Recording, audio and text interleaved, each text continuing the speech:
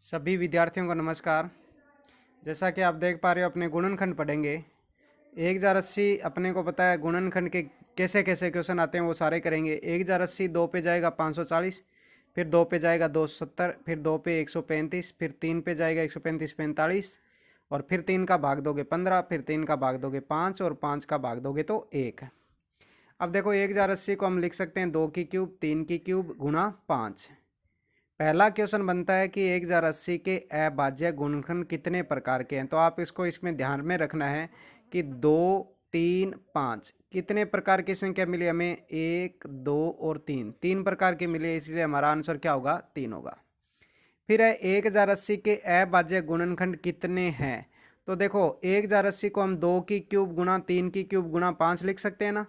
तो आप सिर्फ पावर को जोड़ दो, जैसे पावर यहाँ पे 3 3 6 और 1 7 हो गई, तो 3 3 6 और 1 7, यानी आंसर कितना हो गया, 7। अभाज्य गुणनखंड कितने हैं उसमें हम क्या करते हैं, सिर्फ पावर जोड़ते हैं। 1080 के वास्तविक गुणनखंड कितने हैं ये बताना है अपने को। 1080 के वास्तविक गुणनखंड, इस क्वेश्चन में ध्यान रखना कि 1080 के वास्तविक गुणनखंड बताने हैं। तो जैसे 1080 को हम लिख सकते हैं 2 की क्यूब गुणा 3 की क्यूब गुणा 5। तो सभी संख्याओं की पावर प्लस 1 करके आपस में गुणा कर दो। जैसे 2 की पावर 3 है ना, तो 3 को 1 बढ़ा दो। जैसे 2 की पावर 3 है तो 3 को 4 लिखो। फिर यहाँ पे पावर 3 दिख रही है, 3 को फिर 4 लिखो। फिर 5 की पावर 1 दिख रही है, 1 बढ़ाओगे तो 2 लिखोगे। यानी जो पावर दिखाई देना आपको उनमें एक एक जोड़कर फिर गुणा कर लो। जैसे 3 दिखाई दे रहा है तो 4 लिखो, फिर 3 दिखाई दे रहा है 4 लिखो, फिर 1 दिखाई दे रहा है 2 लिखो। इनको गुणा कर लोगे तो ये 1080 के वास्तविक गुणनखंड आ गए। यानी 1080 में टोटल 32 संख्याओं का भाग जाता है, और 1080 के अपवर्तक पूछे तो भी 32 होते हैं, क्योंकि हमें पता है जिस संख्या में जितनी संख्याओं का भाग जाए वो उसके अपवर्तक कहलाते हैं।